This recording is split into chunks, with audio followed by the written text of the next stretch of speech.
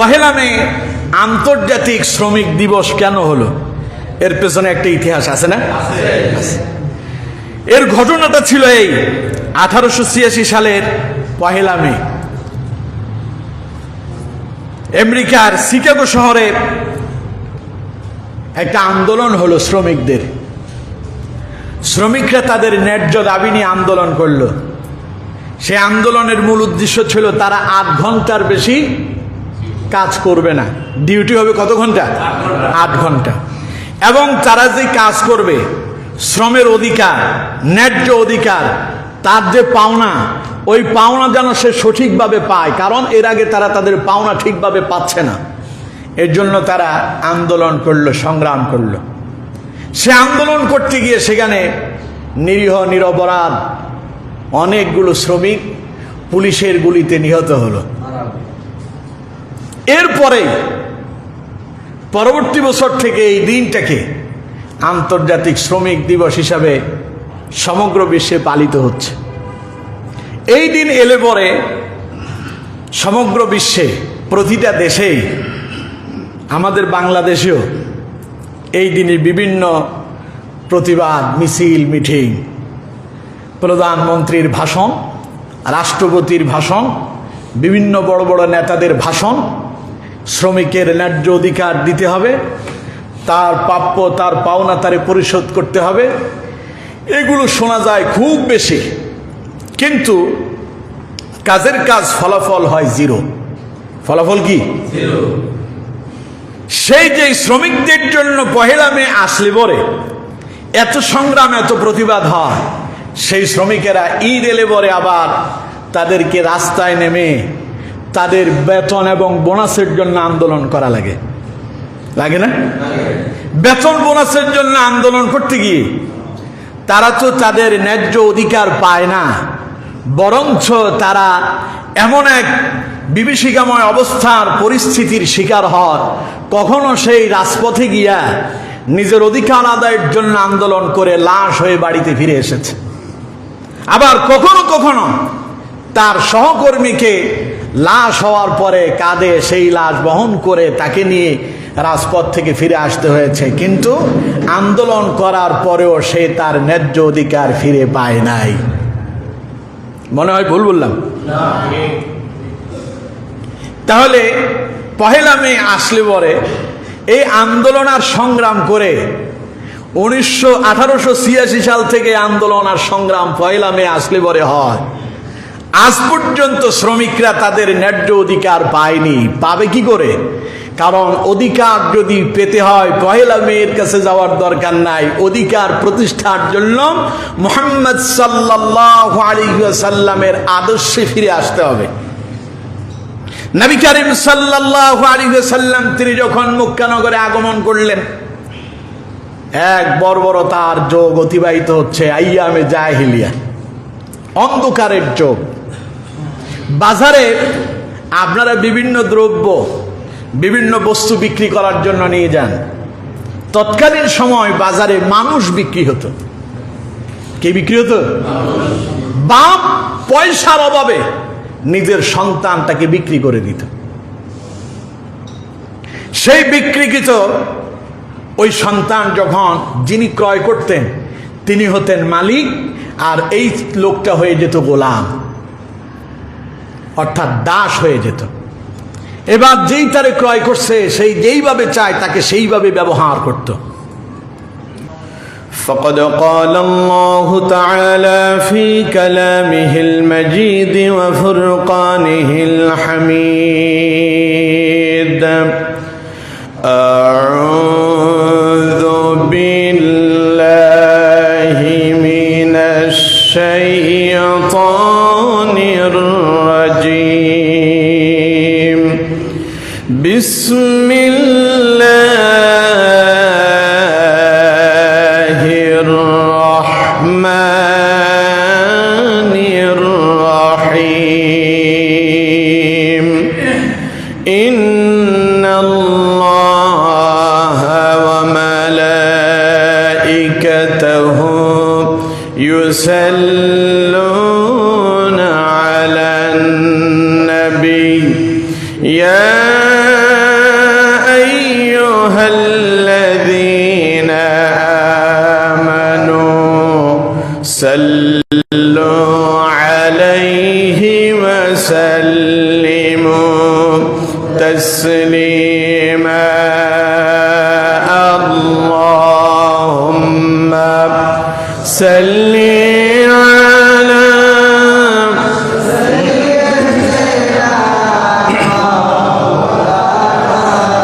محمد وعلى آل سيدنا مولانا محمد اللهم صل على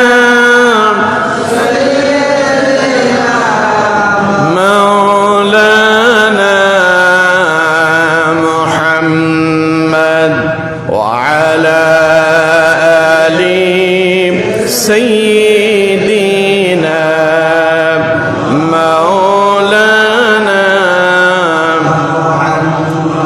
محمد مصطفى يا مار أسوة حسنة محمد مصطفى يا مار أسوة حسنة রাতের আধারে যেন চাঁদ মধু জোছনা আল্লাহুম্মা সাল্লি আলা সাইয়্যিদিনা মাওলানা মুহাম্মদ ওয়া আলা আলি সাইয়্যিদিনা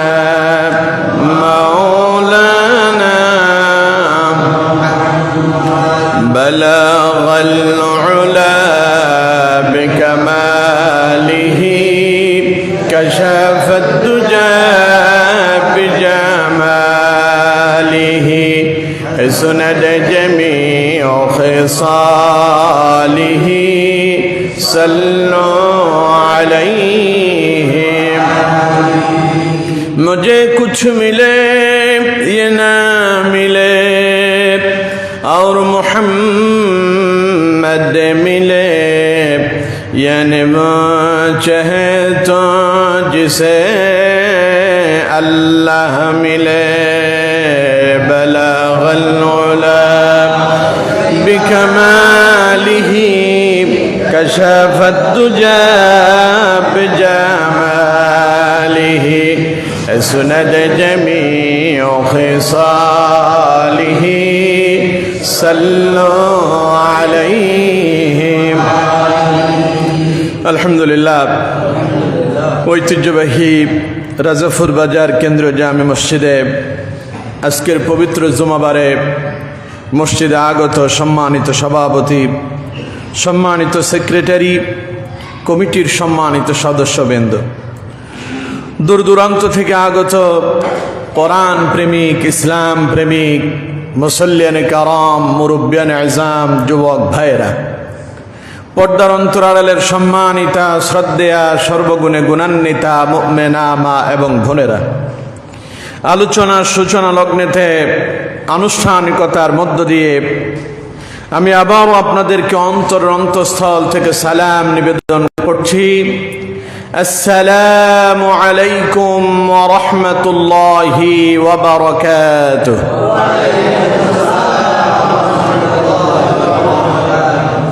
আমরা মহান আল্লাহ সুবহানাহু ওয়া তাআলার দরবারে মস্তক অবনত চিত্তে সুজুদ পেশ করছি, যিনি বিশাল আকাশ এবং বিস্তীর্ণ এই জমিনের মালিক, যিনি সাগর মহাসাগরের মালিক, যিনি কুল কায়নাতের মালিক, যিনি জান্নাত জাহান্নামের মালিক, যিনি আরশ আজিমের মালিক।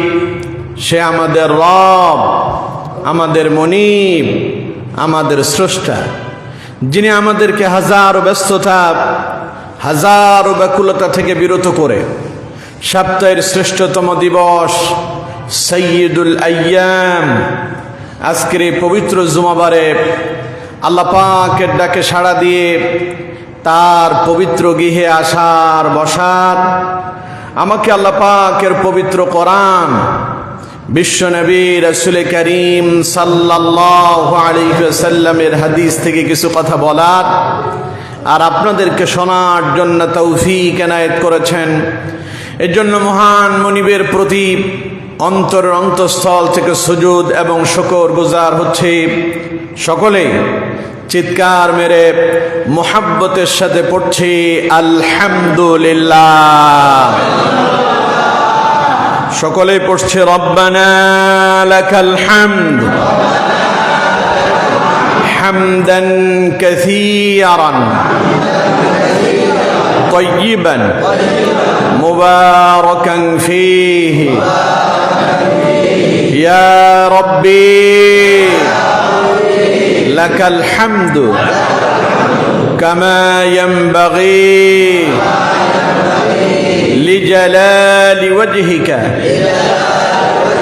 ওয়া আযীমি সুলতানিক। আমরা আমাদের মহান মনিবের শেখানো ভাষায় তার প্রশংসা আদায় করে নিয়েছি। সম্মানিত বন্ধুগণ, প্রিয় ভাই সাহেব, আজকে আমরা একটি গুরুত্বপূর্ণ বিষয়ের উপর আলোচনা শুনব। তা হলো শ্রমিকের মর্যাদা এবং শ্রমিকের অধিকার। এই বিষয়ের উপরেই আজকে আমরা আলোচনা শুনব ইনশাআল্লাহ। যেহেতু গতকাল গেল পহেলা মেকে বলা হয় আন্তর্জাতিক শ্রমিক দিবস। এই দিবস এলে পরে বিভিন্ন মঞ্চ তৈরি হয়, শ্রমিকদের জন্য বহু মায়া কান্না হয়। ইসলাম শ্রমিকদের ব্যাপারে কি বলেছে, আমরা কি করছি, বা শ্রমিকের অধিকার আদায়ের জন্য আমাদের কি করণীয়, সেই বিষয়টার উপরে আজকে আমরা আলোচনা শুনবো ইনশাআল্লাহ। প্রিয় বন্ধুগণ, প্রিয় ভাই সাহেব, শ্রমিক বলা হয় তাকে যে শ্রম দেয়, অর্থাৎ যিনি কর্ম করেন তাকে কি বলে? শ্রমিক বলে। এই কর্ম অথবা এই শ্রম পৃথিবীর শ্রেষ্ঠ ব্যক্তি যারা ছিলেন, যাদেরকে আল্লাহ রাব্বুল আলামিন গোটা মানব জাতির ভেতরে শ্রেষ্ঠ বলে ঘোষণা দিয়েছেন, যুগে যুগে যত নবী এবং রসুল এই পৃথিবীতে আগমন করেছিলেন, সমগ্র নবী এবং রসুল সকলেই শ্রমজীবী ছিলেন, সকলেই শ্রম দিয়েছেন এবং প্রত্যেকেই শ্রমিকের দায়িত্ব পালন করেছেন। আমরা শ্রমিকদের নাম শুনলে পরে আমরা অবহেলা করি, ঠিক কিনা? অথচ এই শ্রম, এই কর্ম সব নবীরা করেছে। যেমন আমরা যদি হাদিসের দিকে তাকাই, বুখারীর 2262 নম্বর হাদিস, হযরত আবু হুরায়রা রাদিয়াল্লাহু তাআলা আনহু তিনি হাদিসটি বর্ণনা করছেন। হযরত আবু হুরায়রা বলছেন, আনিন নবী সাল্লাল্লাহু আলাইহি ওয়াসাল্লাম قال ما بعث الله نبيا إلا راعى الغنم। হযরত আবু হুরায়রা বলেন, নবী করিম সাল্লাল্লাহু আলাইহি ওয়াসাল্লাম ইরশাদ করছেন, আল্লাহ রাব্বুল আলামিন পৃথিবীতে এমন কোন নবী প্রেরণ করেননি যে নবী ছাগলের রাখালের দায়িত্ব পালন করেনি। সব নবীদেরকে দিয়ে আল্লাহ রাব্বুল আলামিন ছাগলের রাখালের কাজ করিয়েছেন। সুবহানাল্লাহ। এবার কোনতে দেখি নবীদের কি মর্যাদা কমলো? তাইলে নবীরা, প্রত্যেক নবী ছাগল চড়িয়েছেন। সাহাবী প্রশ্ন করলেন, ফাকাল আসহাবুহু ওয়া আনতা, একজন সাহাবী প্রশ্ন করলেন, ইয়া রাসূলুল্লাহ সাল্লাল্লাহু আলাইহি ওয়াসাল্লাম, হুজুর আপনিও কি ছাগল চড়াইছেন? আল্লাহ নবী বললেন, ফাকালা নাআম, আমিও ছাগল চড়িয়েছি। কুনতু রাআহা আলা তারারিতা লিআহলি মক্কা, শুধু ছাগল চড়াই নাই, আল্লাহ নবী বললেন মক্কায় খুব অল্প পয়সার বিনিময়ে আমি ছাগল চড়াইছি। সুবহানাল্লাহ। তাইলে এবার কোন তো দেখি সব নবীরা কিসের দায়িত্ব পালন করছেন? রাখালের দায়িত্ব, ছাগল চড়িয়েছেন। তাইলে এবার কোন তো দেখি নবীরা যেই কাজ করছে ওই একই কাজ যদি উম্মত করে, এতে কি উম্মতের মর্যাদা কমে? কারণ নবীদের অনুসরণ করাটাই হচ্ছে উম্মতের উপর অপরিহার্য। যেমন কোরআন কারীমে আল্লাহ রাব্বুল আলামিন বলছেন, লাকাদ কানা লাকুম ফি রাসূলিল্লাহি উসওয়াতুন হাসানা। দুনিয়ার মানুষেরা যদি কল্যাণ পেতে চায় তাহলে আমার নবী বিশ্ব নবী মুহাম্মদুর রাসূলুল্লাহ সাল্লাল্লাহু আলাইহি ওয়াসাল্লামের জীবন চরিত্রের অনুসরণ করো, এতেই তোমাদের জন্য কল্যাণ নিহিত রয়েছে। সুবহানাল্লাহ। সুতরাং উম্মতের কাজই হচ্ছে নবীদের অনুসরণ করা। সুতরাং নবীরা যেহেতু শ্রমিক ছিলেন, শ্রমজীবী ছিলেন, এই জন্য কেউ যদি সেই কাজ করে এটা তার জন্য মোটেও অসম্মান বা লজ্জার কিছু নয়, বরং এটাতে তার সম্মান এবং মর্যাদা অক্ষুণ্ণ থাকে। সুবহানাল্লাহ। প্রিয় বন্ধুগণ, নবীদের ভেতরে, মানব জাতির ভেতরে সর্বপ্রথম এই পৃথিবীতে যিনি আগমন করেছিলেন আমাদের আদি পিতা হযরত আদম আলাইহিস সালাতু ওয়াস সালাম। হযরত আদম আলাইহিস সালাতু ওয়াস সালাম যখন এলেন, হযরত আদম আলাইহিস সালাম আল্লাহর নবী, আল্লাহর কি নবী। তিনিও তো একটা শ্রমজীবী ছিলেন, তিনিও শ্রম দিয়েছেন। তিনি তার আহার জোগানোর জন্য কৃষি কাজ করেছেন। তাইলে কৃষকের মর্যাদা কমলো না বাড়লো? আমরা তো কৃষক দেখলে ওরে কিছু সম্মান করা তো দূরের কথা, মানুষই মনে করি না, এরকম আছে না? অথচ আমার বন্ধুগণ, হযরতে আদম আলাইহিস সালাতু ওয়াস সালাম তিনি ছিলেন একজন কৃষক। হযরত আদম আলাইহিস সালাতু ওয়াস সালামের দুই ছেলের ইতিহাস আমরা জানি, হাবিল এবং কাবিল। দুই ভাইয়ের ভেতরে এক ভাই ছিলেন রাখাল, আরেক ভাই ছিলেন কৃষক। দুইজনকে যখন কোরবানি দেওয়ার জন্য বলা হয়েছে, একজন তার শস্য দিয়ে কোরবানি দিয়েছিলেন, আরেকজন সে যে মেষ চড়াতো সেখান থেকে উত্তমটা দিয়া আল্লাহর জন্য কোরবানি দিয়েছিল। সুবহানাল্লাহ। হযরতে শীস আলাইহিস সালাতু ওয়াস সালাম আদম আলাইহিস সালামের সন্তান থেকে যিনি নবী ছিলেন পরবর্তী, শীস আলাইহিস সালাম, তিনিও কৃষকের দায়িত্ব পালন করেছেন, তিনিও কৃষক ছিলেন। এরপরে হযরত মূসা আলাইহিস সালাতু ওয়াস সালাম, যিনি একজন জলিল কদর আল্লাহর নবী, আল্লাহর পয়গম্বর, যার সঙ্গে ডাইরেক্ট আসমান থেকে আরশ আজিম থেকে আল্লাহ রাব্বুল আলামিন কথা বলতেন। তুরে পাহাড়ে গিয়ে তিনি তা শুনতে পেতেন। সুবহানাল্লাহ।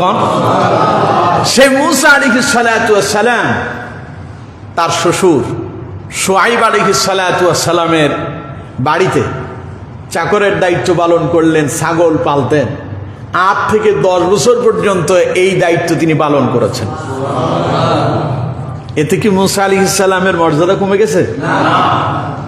আসুন, হযরত ইব্রাহিম আলাইহিস সালাতু ওয়াস সালাম, যিনি আমাদের জাতির পিতা, হযরত ইব্রাহিম আলাইহিস সালাতু ওয়াস সালাম তিনি তার জীবিকা নির্বাহ করতেন ব্যবসা করে, এবং তিনিও ছিলেন পশু লালন করতেন, এবং এর পাশাপাশি তিনিও কৃষি কাজ করতেন। আপনারা সবাই জানেন হযরত ইব্রাহিম আলাইহিস সালাতু ওয়াস সালামের প্রথম সন্তান ইসমাঈল আলাইহিস সালাতু ওয়াস সালাম, বাপ বেটা দুইজনে মিলে দ্বিতীয়বার নূহ আলাইহিস সালামের প্রলোভনের পরে যখন কাবা ঘর ভেঙে চূর্ণ বিচ্ছিন্ন হয়ে গেল, পুনরায় আবার বাপ বেটা দুইজনেই এটার পূর্ণ নির্মাণের কাজ করেছেন। তার মানে দুইজন আবার মিস্ত্রিও ছিলেন। সুবহানাল্লাহ। তাহলে মিস্ত্রির দায়িত্ব যারা পালন করে ওদের মর্যাদা কমে গেছে? এবার আসুন, হযরত দাউদ আলাইহিস সালাতু ওয়াস সালাম, যিনি একজন বাদশা ছিলেন, সুলাইমান আলাইহিস সালামের বাপ। দাউদ আলাইহিস সালাতু ওয়াস সালাম তিনি ছিলেন কামার। কামার বুঝেন তো? আপনাদের বাজারে কামার আছে না?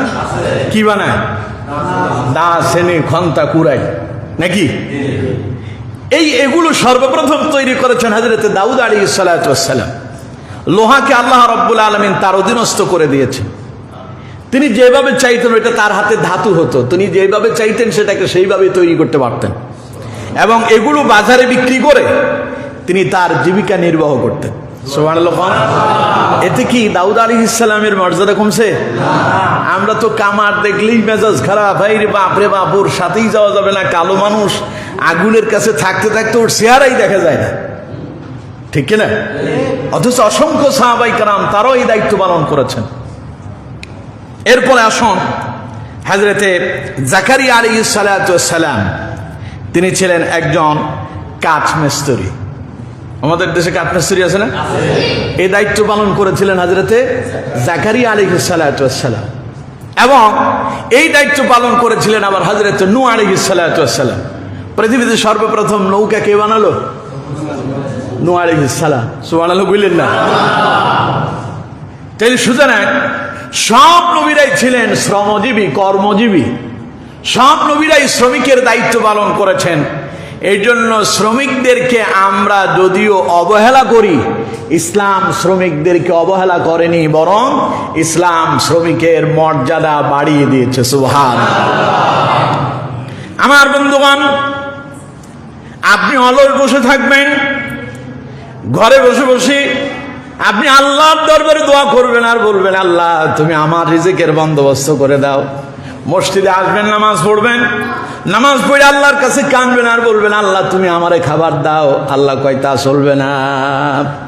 আল্লাহ রাব্বুল আলামিন বলছেন, ফাইযা কুদিয়াতিস সালাতু ফান্তাশিরু ফিল আরদি ওয়াবতাগু মিন ফাদলিল্লাহ واذكروا الله كثيرا لعلكم تفلحون। পড়েন সুবহানাল্লাহ। আল্লাহ রাব্বুল আলামিন বলছেন, ফাইদা কুদিয়াতিস সালাহ, যখন নামাজ শেষ হবে।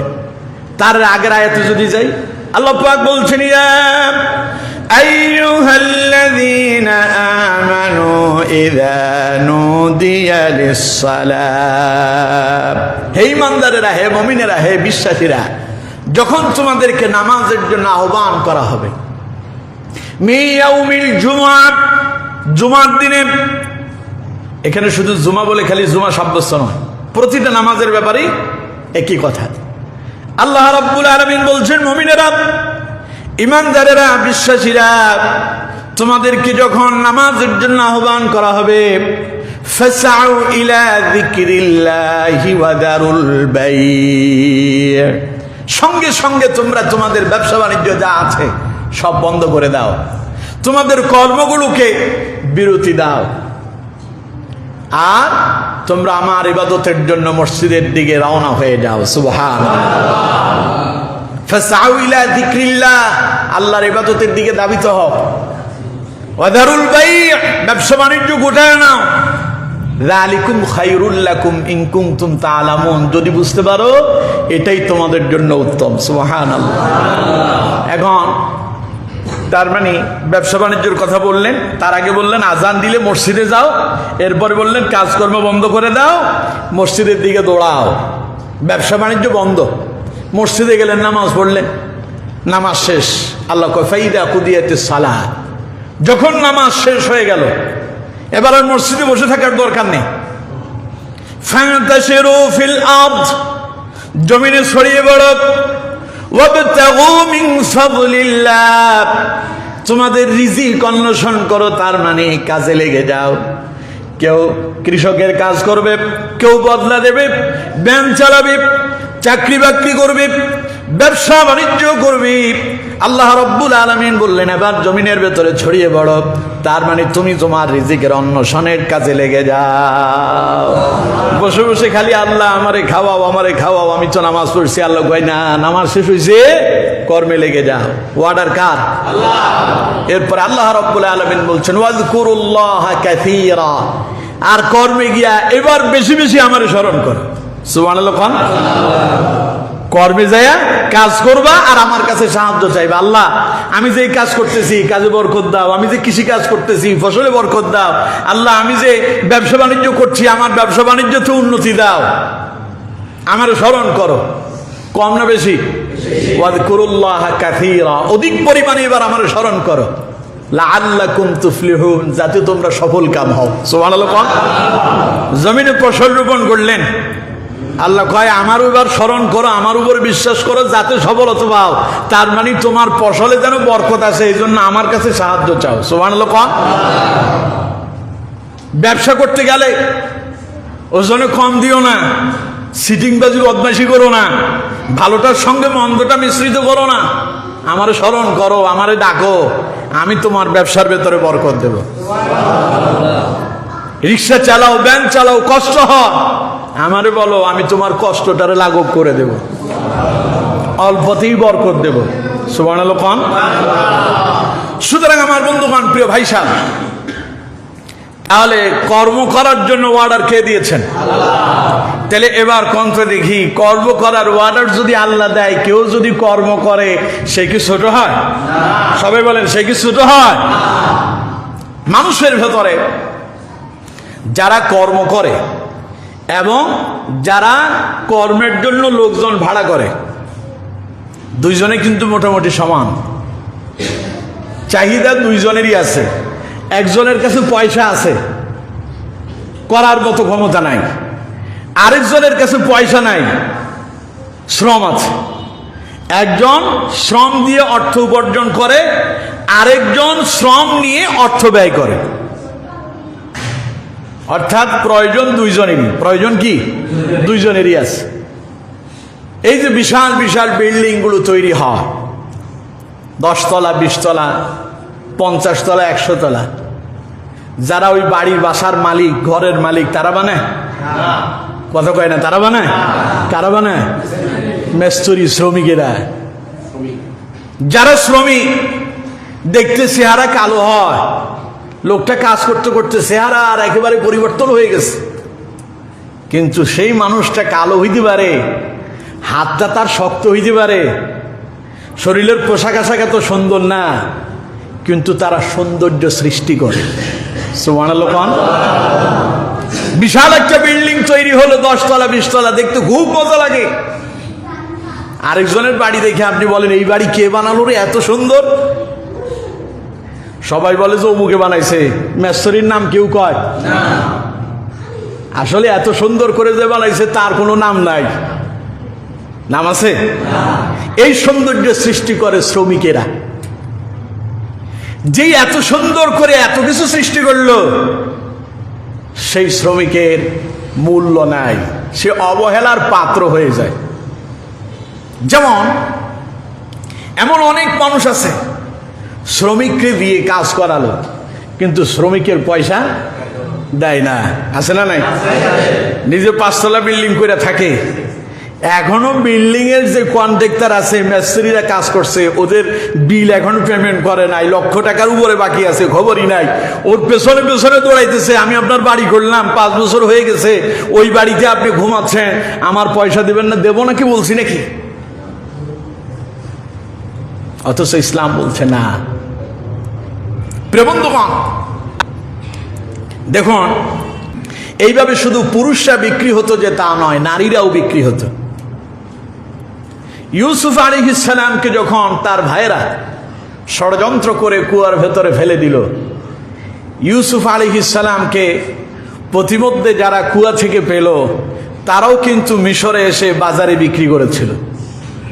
জানেন না ইতিহাস আপনারা? তার মানে তৎকালীন সময় মানুষ কি হইতো? বিক্রি হতো। এখন হয়? কথা বলেন, এখন হয়? এই যে বিক্রি হওয়া মানুষগুলো, এই গোলামগুলোকে কে আজাদ করলো? ইসলাম। কে? এই ইসলাম আসার পরে মুহাম্মদুর রাসূলুল্লাহ সাল্লাল্লাহু আলাইহি ওয়াসাল্লাম তিনি মানুষদেরকে এমন ভাবে বুঝালেন, সে গোলাম যাদের কাছে ছিল, গোলাম আর গোলাম থাকলো না, আপন ভাইয়ের মতো হয়ে গেল। সুবহানাল্লাহ। এই অধিকার ইসলাম প্রতিষ্ঠা করেছে। দেখুন আমার বন্ধুগণ, হাদিসের ভেতরে এসেছে, হাদিসটি সহিহ বুখারী, মুসলিম, তিরমিজি, আবু দাউদ, জামি আহমদের ভেতরে এসেছে এবং সুনান ইবনে মাজার ভেতরে এসেছে। সুনান ইবনে মাজার 3690 নম্বর হাদিস, সহিহ বুখারীর 30 নম্বর হাদিস, মুসলিম শরীফের 1661 নম্বর হাদিস, তিরমিজি শরীফের 1945 নম্বর হাদিস, আবু দাউদের 5157 নম্বর হাদিস। আমার বন্ধুগণ, প্রিয় ভাই সাহেব, হযরত আবু যার রাদিয়াল্লাহু তাআলা আনহু তিনি হাদিসটি বর্ণনা করছেন। হযরত আবু যার রাদিয়াল্লাহু তাআলা আনহু বলছেন, قال رسول الله সাল্লাল্লাহু আলাইহি ওয়াসাল্লাম ইখওয়ানুকুম খাওয়ালুকুম, নবী করিম সাল্লাল্লাহু আলাইহি ওয়াসাল্লাম বললেন, ও আবু যর, তাম পৃথিবীর মানুষের কাছে মেসেজটা পৌঁছায় দিও। আবু যরের শোনা রাখো, তোমার অধীনস্থ যে গোলাম আছে ওটা গোলাম নয়, ইখওয়ানুকুম খাওয়ালুকুম, ওটা তোমার ভাই। সুবহানাল্লাহ কোন, ওটা গোলাম নয়, ইখওয়ানুকুম খাওয়ালুকুম, ওটা তোমার ভাই মনে করো। সুবহানাল্লাহ কোন। নবী করিম সাল্লাল্লাহু আলাইহি সাল্লাম গোলাম কথাকে, দাস প্রথাকে বিলুপ্ত করলেন এইভাবে, শ্রমিকের অধিকার প্রতিষ্ঠা করলেন এইভাবে, তোমার অধীনস্থ যে গোলামকে কিনে এনেছো সেটাও মানুষ, যদিও তুমি তারে ক্রয় করে আনছো। ওর সঙ্গে গোলাম আর মনিবের মতো ব্যবহার করো না, ওর সঙ্গে ব্যবহার করো আপন ভাইয়ের মতো। ইখওয়ানুকুম খাওয়ালুকুম, তুমি মনে করো এটা তোমার ভাই। সুবহানাল্লাহ। আমার বন্ধুগণ, সুতরাং তোমাদের সেবকেরা, তোমাদের দাস দাসীরা তোমাদের ভাই বোনের মতো, এই আদেশ দিলেন মুহাম্মদ সাল্লাল্লাহু আলাইহি ওয়াসাল্লাম। এরপরে রাসূলুল্লাহ বললেন, জাআলাহুমুল্লাহু তাহতা আইদিকুম, আল্লাহ পাক এদেরকে তোমাদের অধীনস্থ করেছেন। আচ্ছা, রিক্সা চালক যদি রিক্সা না চালাতো, আপনি আপনার প্রয়োজন সারার জন্য বাজারে যেতে খুব আরাম হতো? যেই জায়গা যেতে আপনার বাড়ি থেকে রাজাপুর বাজার আসতে আপনার 20 মিনিট সময় লাগে হেঁটে আসতে, একই জায়গা আসার জন্য 10 টাকা খরচ করলে 5 মিনিটে আসতে পারেন। সেই 5 মিনিট সময়ের ভেতরে যে আপনারে নিয়ে আসে, ওর নাম rickshaw driver, auto driver, CNG driver, ও আপনারে নিয়ে আসে। এখন আপনার প্রয়োজন বাজারে যাওয়া, তার প্রয়োজন অর্থের, আল্লাহ তাকে আপনার অধীনস্থ করছেন। সুবহানাল্লাহ কইলেন না? আল্লাহ তাকে আপনার অধীনস্থ করে দিলেন, সে আপনার সেবা করতেছে, বিনয়ে আপনি তার কিছু পয়সা দিলেন। কিন্তু এই রিক্সার ড্রাইভার বলেন আর সিএনজি ড্রাইভার আর অটো ড্রাইভার বলেন, এদের সাথে আমাদের যে ব্যবহার হয়, এটা কি আসলে মানুষের ব্যবহার হয়? গত কিছুদিন আগে ফেসবুকে একটা ছোট্ট একটা ভিডিও দেখলাম, এক রিক্সা ড্রাইভারকে বাড়ির মালিক রিক্সায় করে আসছে, ভাড়া নিয়ে মনে হয় 2-1 কথা হয়েছে, তার একটা গাড়ি আছে তার বাড়ির দরজায়, তার মানে বোঝা যাচ্ছে সে খুব পয়সাওয়ালা। গাড়ির ভেতর থেকে একটা লাঠি বের করলো, প্রাইভেট গাড়ি, ভেতর থেকে লাঠি বের করে ওই রিক্সা ড্রাইভারের খুব পিটাইছে। এটা মনে হয় আপনারা জানেন না, জানেন? কয়েকজন জানেন। খুব পিটাইলো, তার মানে যে রিক্সা ড্রাইভার তারে নিয়ে আসলো 5 টাকা বা 10 টাকা ভাড়া বেশি চাইছে, আপনি তাকে ন্যায্য ভাড়াটা দিয়ে উত্তম ভাষায় বিদায় করতে পারেন। আবার আমার দেশের কিছু ড্রাইভার আছে, এগুলোরে আমাদের ফেনীর ভাষায় কয় ঘাউয়া মার্কা, নাকি? সন্ধ্যার পরে দেখবেন রাজাপুর থেকে আপনি সিএনজি করে ফেনী যাবেন, সন্ধ্যার আগে এক ভাড়া, সন্ধ্যার পরে আরেক ভাড়া, আছে না? আচ্ছা কন্ত দেখি, সন্ধ্যার পরে কি রাস্তা কি একটু বেড়ে যায় নাকি? রাজাপুর থেকে এই ফেনী যেতে এখান থেকে কত কিলোমিটার? আচ্ছা 10 কিলো ধরলাম আর কি। দিনে থাকে 10, রাতে হয় 12, নাকি? রাতেও কি সমানই থাকে? দিনের বেলা গাড়িতে যে তেল খরচ হয়, গ্যাস খরচ হয়, রাতে মনে হয় একটু বেশি হয়, সমান না? তো আমাদের দেশের কিছু ড্রাইভার আছে, আর লোকটা যদি অপরিচিত হয়, দূরের হয়, তুই তারে শেষই করছে, এরকমও কিছু আছে না নাই? তো এইরকম অনেকে আছে একটু ঘাউড়া টাইপের, ওদেরকে বলবো, নবী করিম সাল্লাল্লাহু আলাইহি ওয়াসাল্লাম বলছেন, যে শ্রমিক তার শ্রমটাকে পরিপূর্ণভাবে আদায় করে, নবী করিম সাল্লাল্লাহু আলাইহি ওয়াসাল্লাম বলছেন ওই শ্রমিককে আল্লাহ ভালোবাসে। এখন আপনি 10 টাকার ভাড়া আরেকটা মানুষের উপরে চাপায় দিয়া 15 টাকা না হইলে আপনি তারে নিবেনই না। আপনার গাড়িতে উঠছে লোকটা, ভাড়া 10 টাকা, 15 টাকা আপনারে দিতেই হবে, না হইলে আপনি তার সঙ্গে ঝগড়াঝাটি লাগাই দিলেন, শেষ পর্যন্ত মাইরও খেলেন, মাথাও ফাটালেন, কিন্তু ওই 5 টাকা আর পেলেন না, এবার 50,000 টাকা জরিমানা লাগালেন। আছে না নাই? এগুলো করা যাবে না। তো এই জন্য এরকম কিছু ঘাড়ুয়া টাইপের লোকও আছে। আবার যিনি 10 টাকা দিয়ে আসবেন, 5 টাকা দিলে কিন্তু তার এত অসুবিধার কিছু নাই, চাইলে তিনি 5 টাকা দিতেই পারেন। কারণ আপনি মনে করেন না এই লোকটা আপনার কষ্ট করে নিয়ে এলো, আপনি এখন অনেক রাত হয়ে গেছে, গাড়িতে দেন না, 5 টাকা বেশি দিয়ে তারা একটু সহযোগিতা করেন। হাই রে, আমি দেখা যেত আরো 1 ঘন্টা অপেক্ষা করতাম, তুমি আমার 1 ঘন্টা আগে নিয়ে আসছো, 5 টাকা তোমার দিয়ে দিলাম, বকশিস, চা খাইব। 5 টাকা দিয়ে তো চাও পাওয়া যায় না, এখন পাওয়া যায় না। তাহলে আপনার যদি মানসিকতা যদি একটু যদি ভালো হয়, এবং যিনি আপনাকে নিয়ে এলো শ্রমিক, তারও যদি মানসিকতা যদি পরিবর্তন হয়, তাইলে নিজেদের ভেতরে কোনো অসুবিধা হয় না। গতকাল রাতের ঘটনা বলি, সিএনজিতে উঠলাম, তো যেখানে যাব সাধারণত 15 টাকা ভাড়া। সিএনজি ড্রাইভার আমার হাফেজ সাহেব, অর্থাৎ আমার সাথে আমার সানি ইমাম ছিলেন, ওনাকে বললো যে 5 টাকা বেশি দিতে হবে। তো আমার হাফেজ সাহেব বললো, হ্যাঁ এখন 15 টাকার ভাড়া 5 টাকা কেন বেশি দিব, আপনি এটা ঠিক করতেছেন না। আমি বললাম যে 5 টাকা বেশি নিবে, এত বাড়াবাড়ি করার কি দরকার আছে, চলেন। ও যদি 5 টাকা বেশি নেয়, ও যদি আমার উপরে জুলুম করে, এই জন্য সে জালেম হবে। আর আমি যদি তাকে যদি আমাকে হেল্প করছে এই হিসাবে দিয়ে দেই, তাহলে আমি উদার মনের হলাম, অসুবিধার কি আছে, চলেন। মানসিকতার একটু পরিবর্তনের দরকার, তাহলে নিজেদের ভেতরে আর কোনো অসুবিধা, কথা বলেন, অসুবিধা। সুতরাং যেই আপনার এই হেল্পটা করলো, আপনাকে সহযোগিতা করলো, আল্লাহ রাব্বুল আলামিনের প্রিয় নবী বিশ্ব নবী মুহাম্মদ সাল্লাল্লাহু আলাইহি ওয়াসাল্লাম বলছেন, জাআলাহুমুল্লাহু তাহতা আইদিকুম, আল্লাহ এদেরকে তোমাদের অধীনস্থ করেছেন। সুতরাং ইখওয়ানুকুম খাওয়ালুকুম, তাকে তোমার ভাইয়ের মতো মনে করো।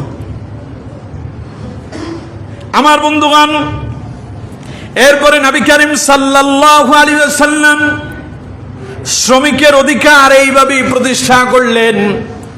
রাসূলুল্লাহ সাল্লাল্লাহু আলাইহি ওয়াসাল্লাম বলছেন, ফাআতইমুহুম মিম্মা তাআকুলুন, বাড়িতে তোমার চাকর আছে, তোমার বাড়িতে গোলাম আছে, তোমার অধীনস্থ কোনো দাস দাসী আছে, তুমি যা খাও তারেও তা খেতে দাও। পয়লা মেয়ের আন্দোলনে এগুলো আছে, কথা কয় না, আছে, অথচ ইসলামে আছে। রাসূলুল্লাহ বলেছেন, বাড়িতে একটা চাকর নিছো, আজকে সে তোমার বাড়ির কর্মচারী, একটা কর্মচারী নিয়ে আসছো, তুমি খাও গোশ পোলাও দিয়া, আর ওই শ্রমিকটারে খেতে দিছো ডাল আর আলুর ভর্তা দিয়া। ইতিহাস এরকম আছে না নাই? নবীজি বলছেন, না, ওরে আল্লাহ তোমার অধীনস্থ করেছেন, সুতরাং ফাআতইমুহুম মিম্মা তাআকুলুন, তুমি যা খাও তারেও তা খেতে দাও। ওয়ালবিসুহুম মিম্মা তালবাসুন, তুমি যা পরিধান করো তারেও তা পরিধান করতে দাও।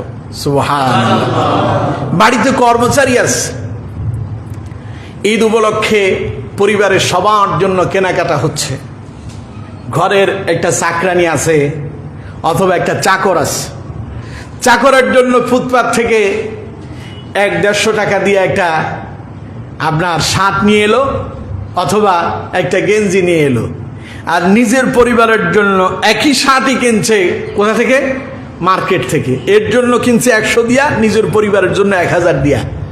রাসূল বলছেন, না, ওয়ালবিসুহুম মিম্মা তালবাসুন, তুমি যেই মানের কাপড় পরিধান করছো এটা তোমার ভাই, তারও ঠিক একই মানের কাপড় দাও। সুবহানাল্লাহ। এর নাম ইসলাম। আমার বন্ধুগণ, এখানে শেষ নয়, রাসূলুল্লাহ বলেছেন, ওয়ালা তুকাল্লিফুহুম মা ইয়াগলিবুহুম, খবরদার তার উপরে তার সাধ্যের অতিরিক্ত বোঝা চাপায়া দিও না। সে যতটুকুন করতে সক্ষম তারে দিয়ে ততটুকুনি করা, অতিরিক্ত বোঝা তার উপরে চাপায়া দিও না।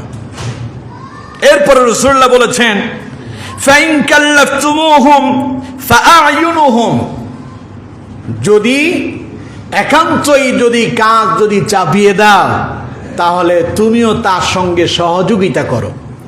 সুবহানাল্লাহ বাড়ি যায় বলে করেন? আপনি করেন না। সুতরাং আমার বন্ধুগণ, ইসলাম শ্রমিকের অধিকার প্রতিষ্ঠা করেছে, শ্রমিকের মর্যাদা দিয়েছে। ইসলাম বলছে তোমার বাড়ির কর্মচারী তোমার ভাইয়ের মতো। তোমার বাড়ির কর্মচারী আল্লাহ তাকে তোমার অধীনস্থ করেছেন। যদি না করত, বিশাল বিল্ডিং তৈরি করতে পারতেন না।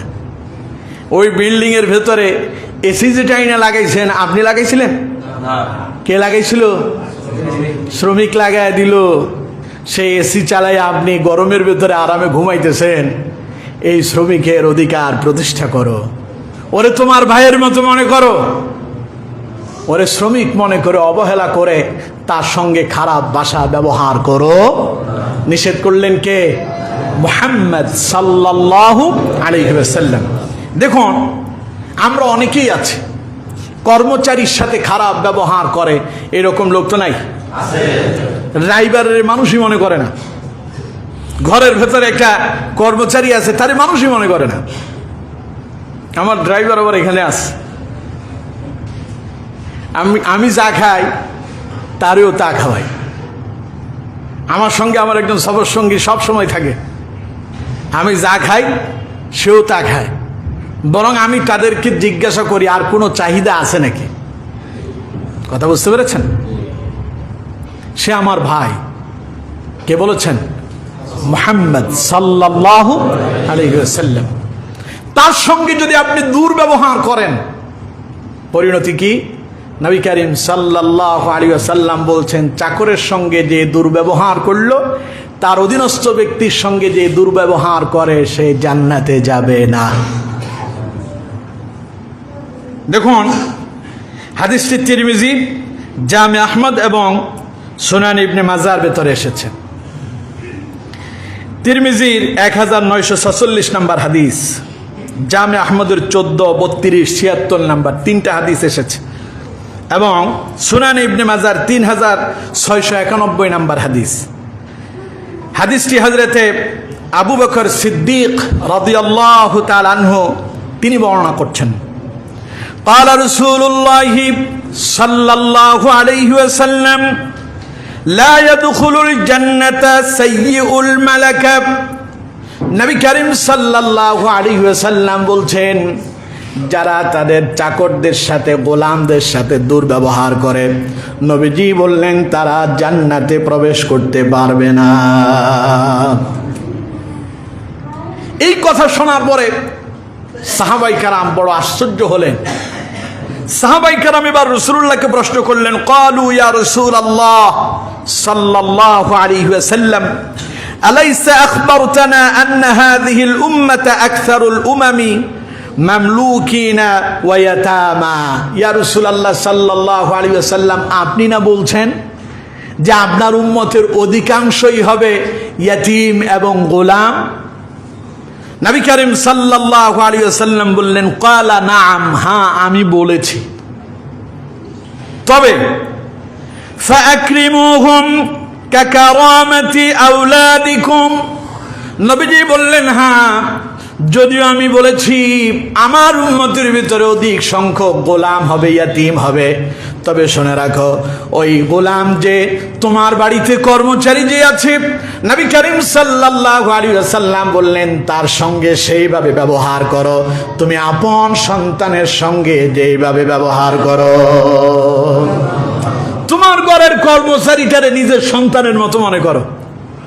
বলছেন মুহাম্মদ সাল্লাল্লাহু আলাইহি ওয়াসাল্লাম, ওয়া আত'ইমুহুম মিম্মা তা'কুলুন। তোমার সন্তানদেরকে যেমন খাবার খেতে দাও, তাকেও একই রকমের খাবার দাও।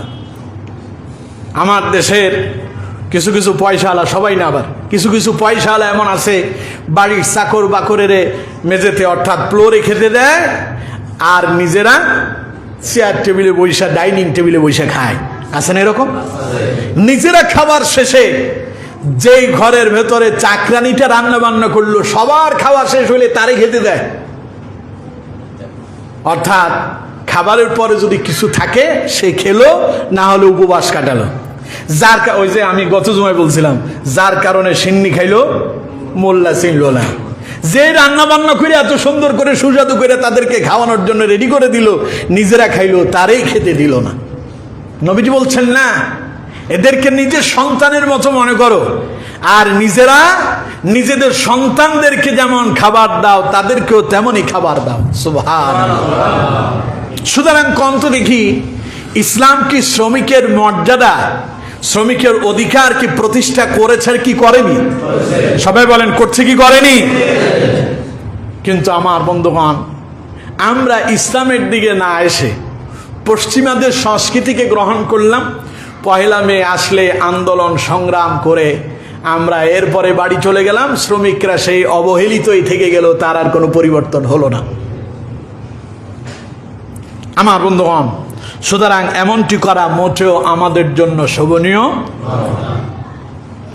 এই যে যারা রিক্সা ড্রাইভার বলেন, অটো ড্রাইভার বলেন, সিএনজি ড্রাইভার বলেন, বাড়ির কর্মচারী বলেন, অথবা আপনি যে বদলা নিযুক্ত করলেন বা কৃষক বলেন, এদের সাথে দুর্ব্যবহার করেন, মাঝে মধ্যে হাত উঠান, আছে না এরকম? যারা এমন কাজ করেন তাদের জন্য রাসূলুল্লাহর একটা সতর্কবাণী আছে। এই হাদিসটি সহিহ মুসলিমের ভেতরে এসেছে, 1659 নম্বর হাদিস। হযরতে আবু মাসউদ আনসারী রাদিয়াল্লাহু তাআলা আনহু বলছেন, তিনি বলেন, ক্বালা কুনতু আদরিবু গুলামান লি, আমি একদিন আমার গোলামকে, আমার কৃতদাসকে আমি মারধর করছিলাম। ফাসামি'তু মিন খালফি সাউতা, আমি শুনতে পেলাম পেছন থেকে কেউ একজন আমার কিছু একটা বলতেছে। সাহাবী বললেন, আলামু আবা মাসউদ, আমি শুনতে পেলাম সে আমাকে ডেকে বলল, হে আবু মাসউদ, আল্লাহু আকদারু আলাইকা মিনকা আলাই, জেনে রাখো তুমি যার উপরে যে ব্যবহার করছো, তোমার উপরে আল্লাহ রাব্বুল আলামিন এর চাইতে উত্তম ব্যবহার করতে পারেন। তার উপরে তুমি যে ক্ষমতা প্রয়োগ করছো, এর চাইতে তোমার উপরে বড় ক্ষমতাবান একজন আছেন, তিনি কে? আল্লাহ। নবী কারীম, আচ্ছা পরিচয়টা এবার বলবো। সাহাবী বললেন, ফালতাফাতু ফাইদা হুয়া রাসূলুল্লাহ সাল্লাল্লাহু আলাইহি ওয়াসাল্লাম, সাহাবী বলেন আমি পেছনের দিকে তাকায় দেখি যিনি এই কথা বলছেন তিনি হলেন মুহাম্মাদুর রাসূলুল্লাহ সাল্লাল্লাহু আলাইহি ওয়াসাল্লাম। নবীজি বললেন, তুমি যে তার গায়ের উপর হাত তুলছো, ও তোমার অধীনস্থ, তোমার গোলাম, কিন্তু তোমার উপরে যিনি মালিক, যিনি আছেন, উনি তোমার উপরে এর চাইতে আরো কঠোর হতে পারেন, ক্ষমতা তোমার চাইতে ওনার আরো অনেক বেশি তোমার উপরে। সাহাবী বললেন, পেছনে তাকায় দেখি রাসূল এই কথাগুলো বলছেন। সাহাবী বললেন, ফাকুলতু ইয়া রাসূলুল্লাহ সাল্লাল্লাহু আলাইহি ওয়াসাল্লাম, আমি বললাম হে আল্লাহর রাসূল সাল্লাল্লাহু আলাইহি ওয়াসাল্লাম, হুয়া হুররুন লিওয়াজহিল্লাহ, আমি আল্লাহর ওয়াস্তে তাকে আজাদ করে দিলাম। আরো আসছে কোন? হুজুর, ও তো আমার গোলাম ছিল, আমি তার উপরে হাত উঠালাম, আপনি আমার সতর্ক করে বললেন ওর উপরে আমার যে অধিকার আছে, আল্লাহর অধিকার আমার উপরে এর চাইতে বেশি আছে। আমি তার উপরে যে ক্ষমতা দেখালাম, আল্লাহ এর চাইতে আমার উপরে বেশি ক্ষমতা দেখাতে পারেন। সুতরাং ইয়া রাসূলুল্লাহ, আমি তাকে আল্লাহর ওয়াস্তে, আল্লাহর জন্য আমি তাকে মুক্ত করে দিলাম। নবী করিম সাল্লাল্লাহু আলাইহি ওয়াসাল্লাম তখন বললেন, ফাকালা আমা লাউ লাম তাফআল লালাফাহাতকান নার, তুমি যদি তাকে আযাব যদি না করতে, নবীজি বলেন আল্লাহর নবীর সাহাবীকে রাসূলুল্লাহ বললেন আমার সাহাবী, তাহলে আগুন তোমাকে জ্বালায়া দিত। তুমি যে তার উপর জুলুম করছো, তুমি যে তার উপর অন্যায় করছো, তোমাকে এই জন্য জাহান্নামের ভেতরে পুড়ে মরা লাগতো। অথবা সাহাবী বললেন, রাসূলুল্লাহ আমাকে বললেন, আও লামাসাতকান নার, অথবা আগুন তোমাকে স্পর্শ করত। সুতরাং আপনি একজন রিক্সা ড্রাইভার বলে তাকে একটা লাথি মারলেন, তারে একটা চড় মারলেন, আপনার মোটর সাইকেলের সাথে তার রিক্সা লেগে গেল, অপরাধ আপনিই করছেন, উইটা রিক্সা ড্রাইভারের দুইটা লাগাইয়া দিলেন। আছে না এরকম? ও রিক্সা চালায় আপনার মোটর সাইকেল, এই জন্য আপনার ক্ষমতা বেশি আর কি। আপনার প্রাইভেট কার, ওর রিক্সা, আপনার প্রাইভেট কারের সঙ্গে তার রিক্সা লেগে গেল, নাই বা তার দুই চারটা লাগাইয়া দিলেন। যদি অপরাধটা আপনার হয়, আপনি কিন্তু জালেম হয়েছেন। এই জন্য আপনাকে জাহান্নামের আগুনে পোড়া লাগবে বলছেন মুহাম্মদ সাল্লাল্লাহু আলাইহি ওয়াসাল্লাম। সুতরাং এবার কন্ত দেখি, ইসলাম শ্রমিকের অধিকার প্রতিষ্ঠা করেছে কি করেনি? এবার আসুন, শ্রমিকের সেই যে আপনার বাড়িতে এসে কাজ করলো, আপনার সারাদিনের কাজ সে করে দিল, যেটা আপনার জন্য করা অনেক কঠিন ছিল। আমার যদি বলা হয় যে আপনি জমিনের ভেতরে যাবেন, 1 ডিসিম জায়গার ভেতরে ধান রোপণ করবেন, ওয়াল্লাহি আমার মনে হয় না 2-1 গোছা আমি রোপণ করতে পারবো কিনা, কারণ এই কাজ আমি জীবনে কোনোদিন করি নাই। কথা কি বুঝতে পারছেন? তো এরকম আমরা অসংখ্য এরকম আছি না? তা আমার এই কাজ যেটা আমি পারবো না, সেই জমিনে ধান রোপণ করলো, ওটারে চাষাবাদ করলো, ধান কেটে মাথায় করে নিয়ে আসছে বিশাল বোঝা, ওই বোঝা যদি আমার আর আপনার ঘাড়ের উপরে দেয়, ঘাড় ভেঙে যাবে। যারা মাটির কাজ করে, মাটি কাটে, বদলা দেয়, ওরা মাটির ঝুড়িতে যেই মাটি নেয়, ওই মাটি যদি আমার আর আপনার ঘাড়ের উপরে উঠায়া যায়, ওই মাটি নিয়ে 2 কদম সামনে যেতে পারবেন? হয় ঘাড় ভাঙবে, না হলে কোমর যাবে। কোমর শুধু যাবে না, ওই রকম একটা যদি আপনার মাথার উপর উঠে দেওয়া হয়, 1 সপ্তাহ পর্যন্ত বিছানায় শুয়ে থাকা লাগবে। ভুল বললাম মনে হয়? কিন্তু সেই লোকটা আপনার কাজটা করে দিচ্ছে। কাজ করে দেওয়ার পরে সন্ধ্যাবেলা তার পয়সা দেওয়ার কথা।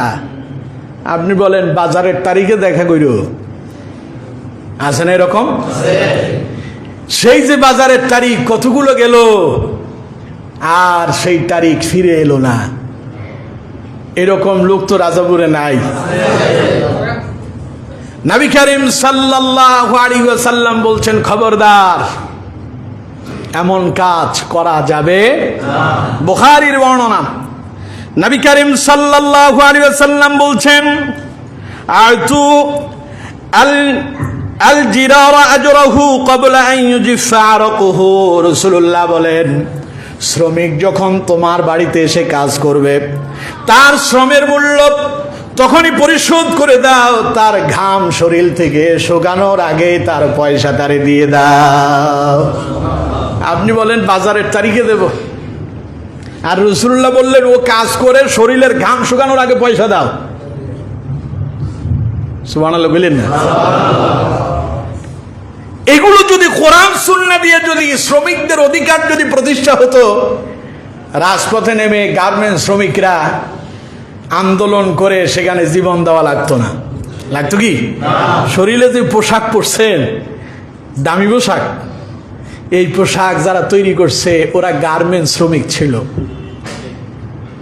তার বানানো পয়সার, তার বানানো সেই শ্রমের মূল্য, সেই শ্রমের জামাটা আপনি গায়ে দিয়া আবার তার বিরুদ্ধে অস্ত্র তাক করে তারে গুলি করে হত্যা করছেন, কারণ সে তার অধিকার চায়। আপনার গায়ে যে জামাটা আছে এটা সেই তৈরি করছে, এটার পরিপূর্ণ ন্যায্য অধিকার, ন্যায্য শ্রম, সেই শ্রমের মূল্য পায়নি, এই জন্য অধিকারের জন্য সে আন্দোলন করছে, আর তাকে গুলি করে হত্যা করা হচ্ছে। ইসলাম বলছে না, তাকে তার পাওনা তখনই পরিশোধ করো, শরীরের ঘাম শুকানোর আগেই দিয়ে দাও। ওই যে আমি বললাম, আমার নিজের কাজের তো নিজে উদাহরণ দেয় মাঝে মধ্যে। আমার ড্রাইভার আমার সঙ্গে থাকে, আমি তারে আমার জায়গায় পৌঁছানোর আগেই তার বেতন দিয়ে দেই। কথা বুঝতে পারছেন? আমি গাড়ি থেকে নামার আগেই বেতনটা পরিশোধ করে দিয়েছে। কারণ বলে যে হুজুর পরে দিলে তো হয়, পরে দিলে তো হয়, ঠিকই আছে, এটা হলো সুন্নাত, আপনারটা আপনি নিয়ে যান, আমাকে দায় মুক্ত করেন। কথা কি বুঝতে পারছেন? কিন্তু এইভাবে যদি আমরা সবাই যদি চলতাম, 1 মে আসলে রাস্তায় নেমে আমাদেরকে শ্রমিকদের ন্যায্য অধিকারের জন্য আন্দোলন করা লাগতো না। আর 1 মে আসলে শ্রমিকরা যা করে তার চাইতে বেশি রাজনীতিবিদরা করে, ঠিক কিনা? রাজনীতিবিদরা এগুলো কিছু সুযোগ পায়, শ্রমিকদেরকে নিয়ে আসে আন্দোলন করতে হবে, 1 ঘন্টার জন্য আসো, শ্রমিকরা এসে আন্দোলন করে, তিনারা কিছু বাহবা তৈরি করেন, এরপরে শ্রমিকরা আবার তাদের কাজে লেগে যায়। ওদের অধিকার নাই, আসলো যে তারও কোনো পয়সা কড়ি নাই, তাদের অধিকার প্রতিষ্ঠাই হলো না, কিছু বক্তব্য দিল তা শুনলো, বরং ওই দিনে তারা কাজ ছেড়ে দিয়া তারা অবসর গ্রহণ করে ওই দিনের ইনকাম থেকেও বঞ্চিত হলো। ঠিক কিনা? সুতরাং আমার বন্ধুগণ, এইভাবে এই দিবসের পূজা করব আমরা, কিয়ামত পর্যন্ত কোনো লাভ হবে না। যদি আপনি শ্রমিকের যদি অধিকার আদায় করতে চান, কোরআন এবং সুন্নাহর দিকে ফিরে আসতে হবে। কোরআন এবং সুন্নাহ যদি ফলো করেন, শ্রমিকেরা রাস্তায় নেমে আন্দোলন করার কোনো প্রয়োজন পড়বে না।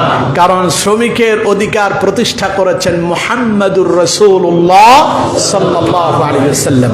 এজন্য আমার বন্ধুগণ, আমি মাঝে মধ্যে যে বলি যে কোরআনের আইন প্রতিষ্ঠা করা আমাদের জন্য প্রয়োজন। অনেকে মন খারাপ করে, মন খারাপ করে লাভ নাই। যদি কোরআনের আইন প্রতিষ্ঠা হতো তাহলে শ্রমিকেরা ন্যায্য প্রাপ্য অধিকার ফিরে পেত।